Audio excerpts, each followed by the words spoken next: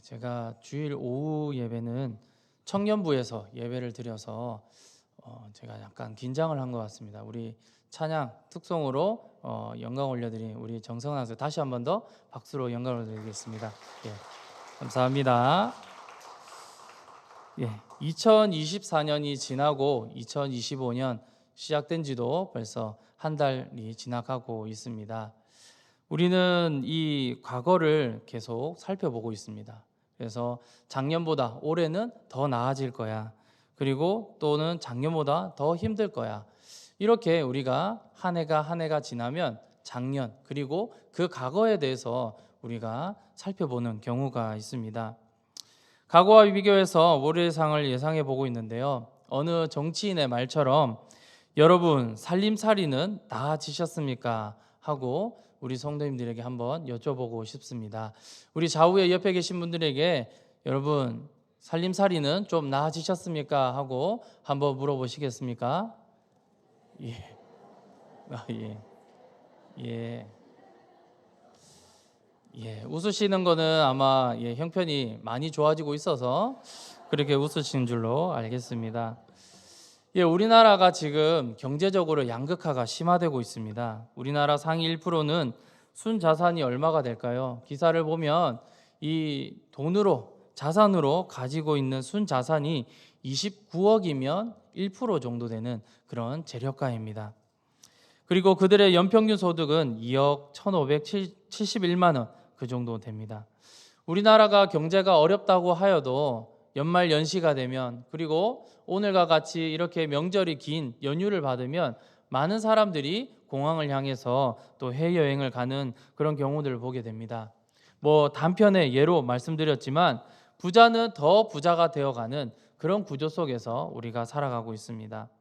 부자와 반대로 우리는 가난도 떠올리게 됩니다.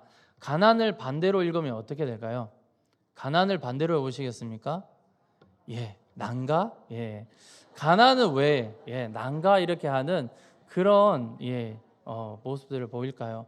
그러니까 우리가 부자의 삶을 보다는 왜 저 사람들은 부자로 살아가는 사람들도 많고 또 주변에는 돈 잘 번다는 사람들이 그렇게 많아지는데 왜 가난은 나를 쫓아오고 가난을 거꾸로 해보니까 난가하는 그런 우스갯소리가 있습니다. 이처럼 세상은 소득 불균형으로 인해서 사회 구조적 문제로 지금의 상황을 한탄하면서 낙담하는 사람들이 많이 있습니다. 그런데 지금만 그런 게 아닙니다. 2000년 전 예수님이 활동할 당시에는 더 심했습니다. 팔레스타인에서 헤롯 왕과 고위급 제사장은 매우 부유했습니다. 이들이 유대인들 중에서 약 3%에서 5% 정도 해당하는 그런 인구의 수인데 그들이 이 부를 거의 독점하다시피 하였습니다. 그리고 대부분의 평민들은 이 밭을 약간을 가지고 빌려서 그렇게 살아가는 가난한 농부나 그리고 숙련된 기술을 가지지 못한 그런 대장장이들, 그런 장인들이 있었습니다. 또 그들 중 하위 5%에서 10%는 거린, 오물수거자, 장애인처럼 이렇게 절대 빈곤자들이 그 당시에도 많이 있었습니다. 그러니까 지금 이 세상의 구조화가 부자는 부자대로 가난한 자는 가난한 대로 이렇게 양극화가 된다라고 보고 있지만 이미 그 전부터 예수님 오시기 전부터 그 전부터 우리는 이런 사회 불균형적인 구조에서 살아가고 있습니다. 이 땅에 메시아로 오신 예수님은 어떠하셨을까요? 말씀에는 그는 부유하셨지만 성도를 위해서 가난하게 되셨다고 합니다. 이 땅의 메시아이면 이 땅의 것을 충분히 누릴 수 있는 재력을 가지고 태어났거나 아니면 그러한 가문에서 태어날 것인데 그러하지 못했다라는 겁니다. 예수님의 어린 시절을 어린 시절이 기록되어 있는 말씀을 보시면 이 아버지 요셉이 정결 예물로 비둘기를 드렸다라는 기록이 있습니다. 이 말은 그만큼 형편이 어려웠다라는 말입니다. 사역할 당시 예수님은 어떠했습니까? 이사야가 예언한 종말의 메시아였습니다. 가난하고 또 그 도움 없이는 살아갈 수 없는 그 나사로와 같은 그 사람들을 하나님의 도우심으로 필요한 그 나사로와 같은 사람들에게 복음을 전하면서 그들을 도우셨습니다. 교회 역시도 마찬가지입니다. 궁핍하고 힘들게 시작합니다.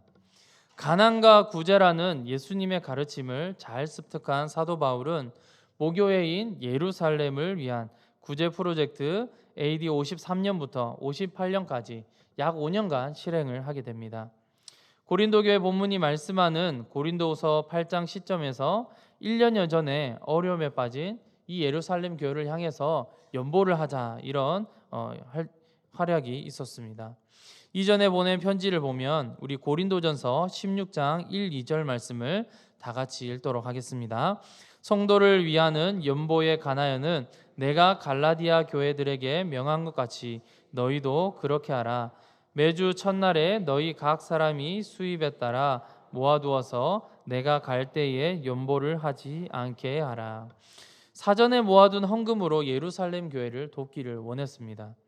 바울이 고린도 교회를 방문했다고 해서 또 연보를 모으고자 했다면 그 당시의 성도들에게 부담이 되었을 것이기 때문입니다. 예나 지금이나 헌금에 대한 이러한 부담은 있었던 것 같습니다. 이 연보는 중단이 된 채로 머물러 있었습니다. 처음에는 뜨거운 마음으로 우리가 어려운 모교회인 예루살렘 교회를 돕자고 말하였지만 시간이 지나면서 그 마음이 식게 되었습니다.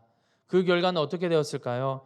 가난하고 핍박을 많이 받았던 이 마게도냐의 교회들보다 연보의 액수가 적었다라고 말씀합니다. 고린도 교인들은 자신들의 믿음이 어떠한 상황인지 모를 수 있습니다. 그러나 고린도 교회 밖에서 객관적으로 바라볼 수 있는 사람이 봤을 때 신앙이 많이 침체되어 있다는 것을 알 수 있습니다. 우리도 그렇지 않습니까? 우리가 하늘샘 교회만 다니면 우리가 어떠한 믿음을 가지고 있는지, 또 우리의 믿음의 척도가 어떻게 되는지 알 수 없습니다. 그러나 다른 교회를 비교해 보거나 그리고 노예에 소속된 교회들을 살펴보면서 우리 교회는 지금 이러한 상황이구나, 이것을 파악할 수 있는 것처럼 지금 이 고린도 교회도 마찬가지라는 거죠. 그런데 그들이 어떠한 상황인지 알지 못했다라는 거죠. 그들의 마음속에 지금 이렇게 침체되어 가는 것을 수치로 알 수 있는 것은 헌금의 양입니다.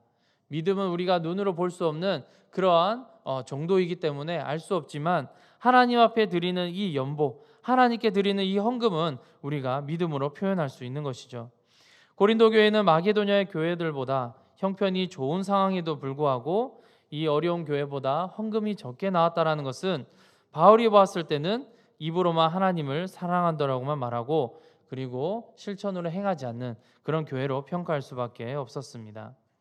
제가 아는 형님이 다른 나라에 가서 약 2달 정도 순회로 찬양 인도를 하며 지나고 왔습니다.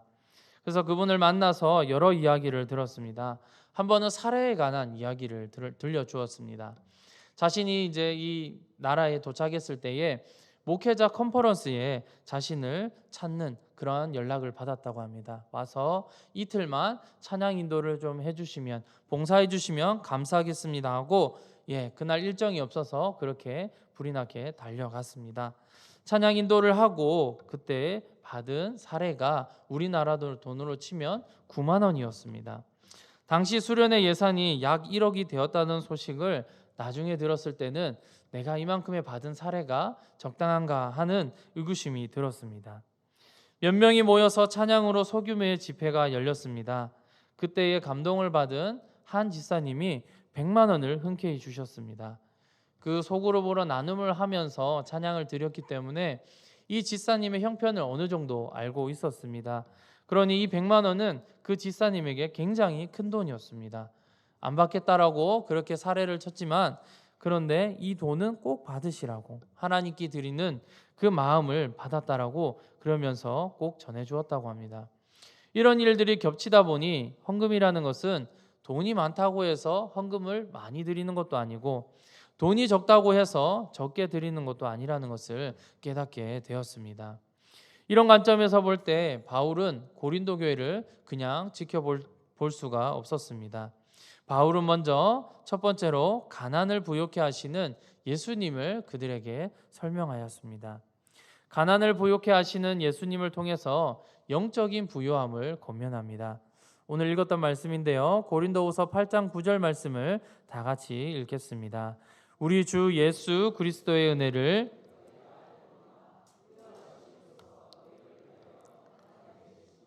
그의 가난함으로 말미암아 너희를 부요하게 하려 하심이라. 아멘. 예수님은 죄로 인해 죽음에 처한 우리에게 생명을 주시기 위하여서 부요하신 자로서 스스로 가난하게 되셨습니다.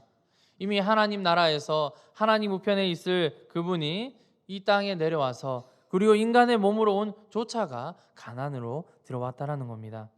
예수님이 하늘의 영광을 버리고 종의 형체를 지니고 이 땅에 사람으로 오셔서 십자가에 죽으시는 자리까지 낮아지셨습니다. 어느 누가 가장 높은 곳에서 가장 낮은 곳으로 지낼 수 있을까요? 어느 누가 나를 위해서 십자가를 지고 죽을 수 있겠습니까? 그런데 우리가 세상을 살며 알다시피 내가 높아질수록 내 명예가 더 높아지고 내 자리가 더 높아질수록 낮은 곳으로 가기가 정말 어렵다는 것을 우리가 잘 알 수 있습니다. 그러나 예수님께서는 나를 위하여서 우리를 위하여서 기꺼이 낮아지시고 가난해지셨습니다.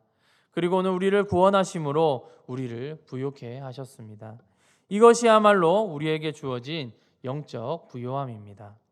영적 부요함을 누리게 되면 우리는 지금 상황과 환경에 크게 요동하지 않습니다. 내가 가난하여도 내 영이 부요하기 때문에 다른 사람을 돕고 나눌 수 있는 마음들이 있습니다. 내가 부유하다면 내 부는 나의 힘과 능력으로 이 부를 이룬 것이 아니라 하나님께 받은 복이니 이것을 감사히 우리가 나눌 수 있습니다. 그렇게 하여서 선한 일들을 나누고 어려운 이웃과 교회를 돕기 위함이므로 더 많은 구제 사업을 할 수 있게 됩니다. 이것이야말로 우리가 영적으로 부유한 삶을 살아가는 사람, 그리고 우리가 정말 진정으로 원하는 그런 부자의 삶입니다. 종교개혁자 마르틴 루터는 세 가지의 핵심이 필요하다라고 했습니다. 첫 번째는 머리의 핵심, 두 번째로는 가슴의 핵심, 세 번째로는 지갑의 핵심을 말하였습니다. 우리가 머리로 핵심을 하고 마음으로 핵심한다라는 말은 잘 아실 겁니다. 우리가 머리로 이성적으로 이 어떠한 내용들을 이해하는 데에 필요한 것들이고요. 마음으로는 감동, 내가 어떠한 것을 감동을 받았을 때 그 마음으로 이어지는 것을 볼 수 있습니다. 핵심도 마찬가지죠. 머리로 내가 이해를 하고 마음으로 핵심하게 되었을 때에 그때 하나님 앞에 기도를 하게 되고 회개의 기도 그리고 회개의 모습들이 나타납니다. 그런데 마르틴 루터가 마지막에 지갑의 핵심이라고 말하였는데요. 이 지갑의 핵심이 무엇일까요? 루터는 이렇게 답을 했습니다. 어떤 한 사람이 회심하면 그의 지갑도 따라서 회심해야 합니다. 그 사람이 물질을 어떻게 모으고 또 어떻게 사용하는가가 사실은 앞에 두 가지 회심의 척도가 됩니다. 이게 무슨 말이냐면 저는 이 내용에 따라서 성경에 나오는 인물 한 사람을 소개하려고 합니다. 그 사람은 바로 삭개오입니다. 그는 예수님의 부르심으로 자신의 집에서 식사를 하면서 자신의 소유를 그 반을 가난한 자에게 주고 또 누구의 것을 토색한 것이 있다면 4배로 갚겠다라고 했습니다. 그러니 예수님과 자신의 집에서 식사를 하면서 마음과 몸과 머리와 마음이 그렇게 동하여졌을 겁니다. 그렇게 예수님의 가르침을 듣고 그대로 끝난 것이 아니라 바로 지갑이 열리게 되었다는 거죠. 지갑을 열어서 제가 이때까지 모아둔 거 절반은 가난한 자에게 주겠습니다.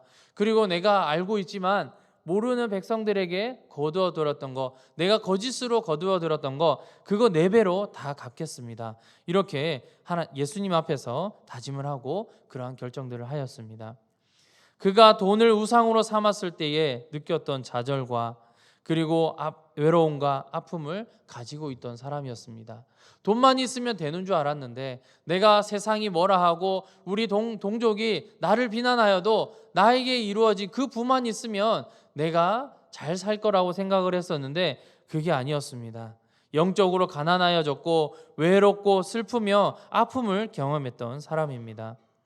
그러나 예수님을 만나서 그의 물질을 나누면서 영적인 부유함을 누렸습니다. 우리의 것이 나누어지고 있습니다.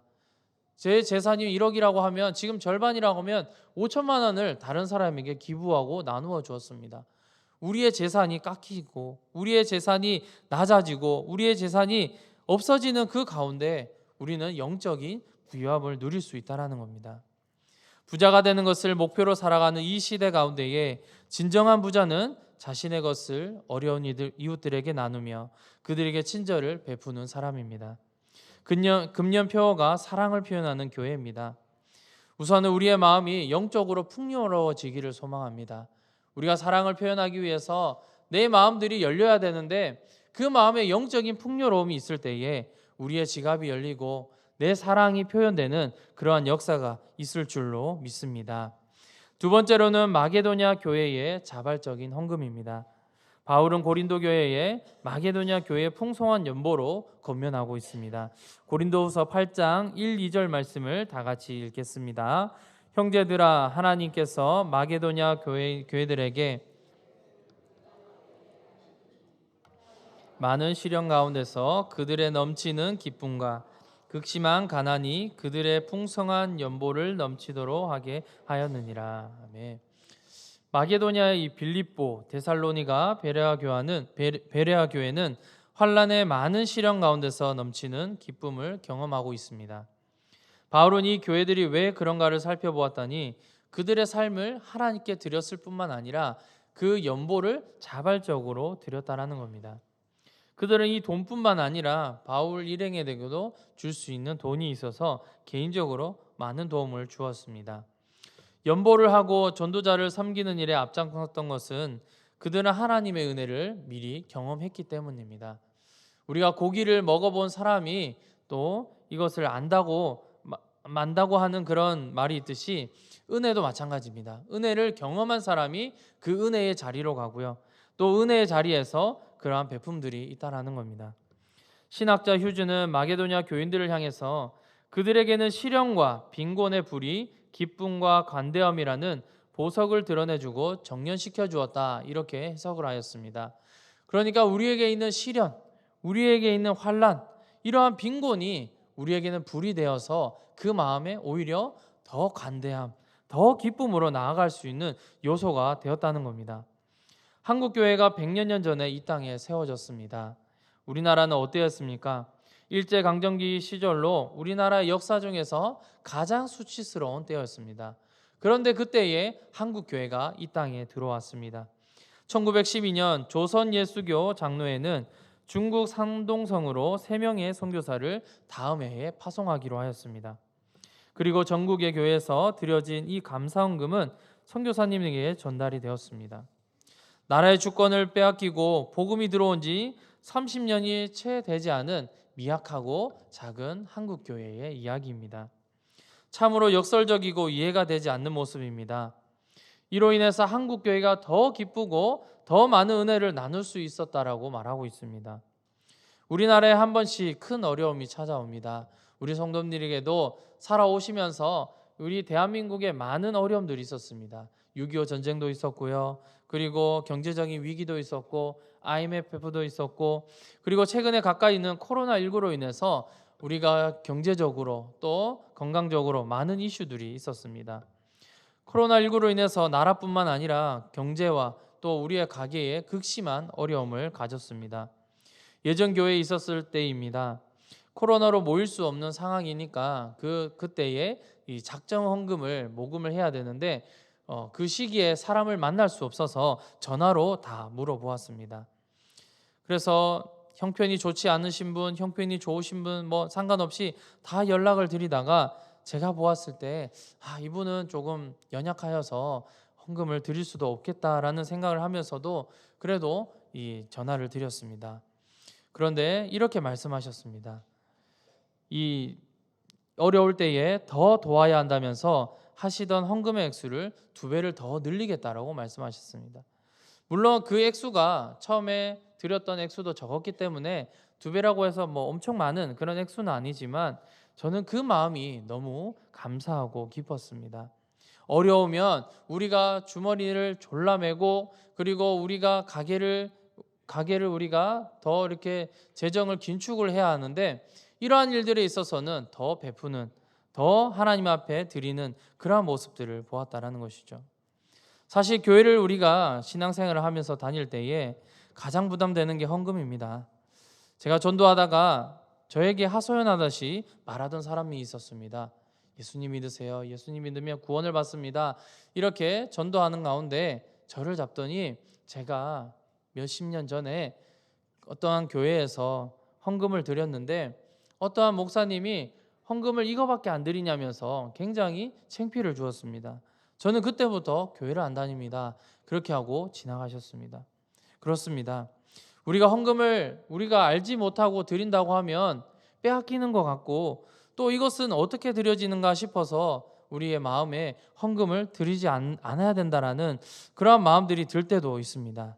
하지만 헌금을 자발적으로 스스로 내었을 때에 하나님이 주시는 기쁨이 있는데, 저는 그것을 알지 못하기 때문에 헌금이 어렵다라고 생각되어집니다. 오래전 미국에서 있었던 일입니다. 어느 날 한 부자 장로님이 목사님을 찾아가서 권면하였습니다. 목사님, 이 여자 집사님은 혼자 살면서 지금 어린아이 5을 키우고 있습니다.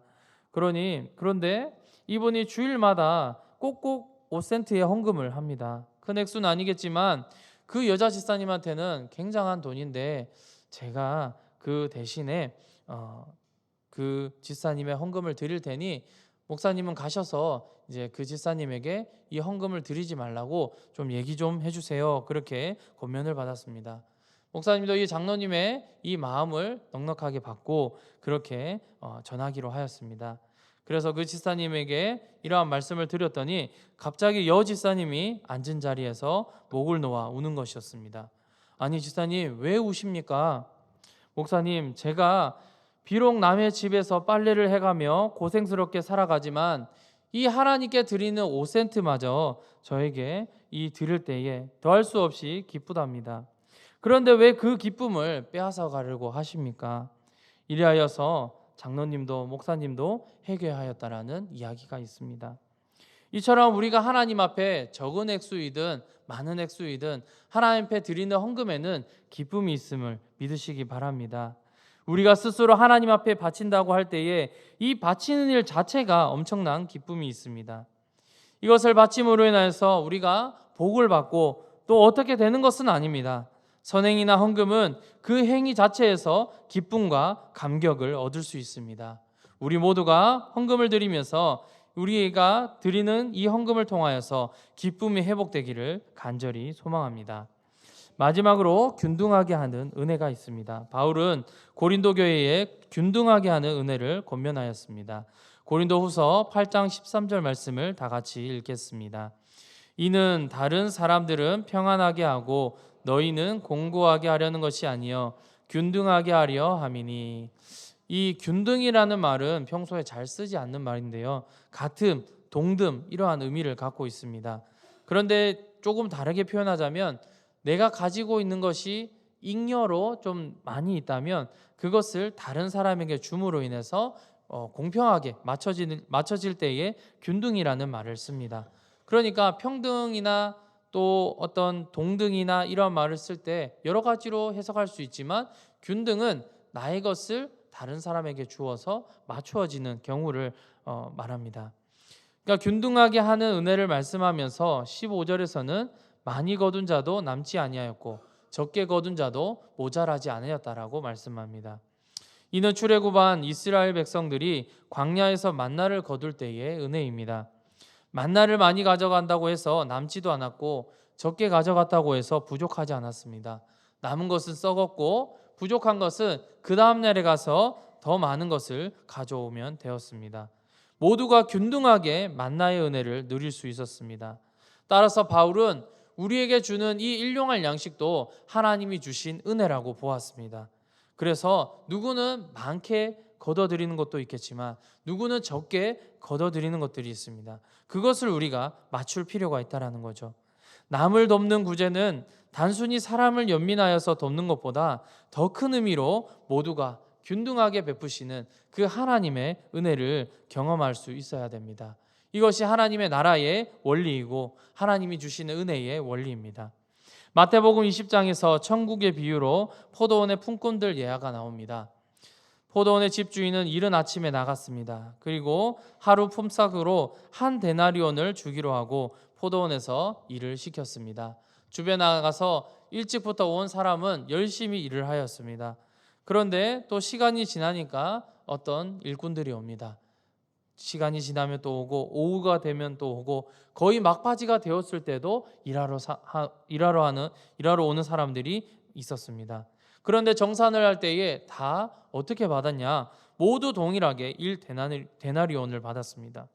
먼저 온 자들이 먼저 와서 일을 더 했으니 돈을 더 달라고 해야 되는 것인데, 주인은 내가 한 데나리온의 약속을 했으니 그것을 가지고 가라고 말하였습니다. 세상의 이치로 우리가 생각했을 때 말이 안 되는 상황이죠. 저도 이 예화를 읽으면서 처음에는 이해가 되지가 않았습니다. 아니, 먼저 와서 수고를 했는데 왜 하나님은 그 수고한 자에 대해서 이 대가를 인정하지 않는 거지? 그리고 그 늦게 와서 잠깐 일하고 갔는데 왜 나와 똑같은 그런 데나리온을 받고 가는 거지? 조금 불공평하다, 그렇게 생각이 되어졌습니다.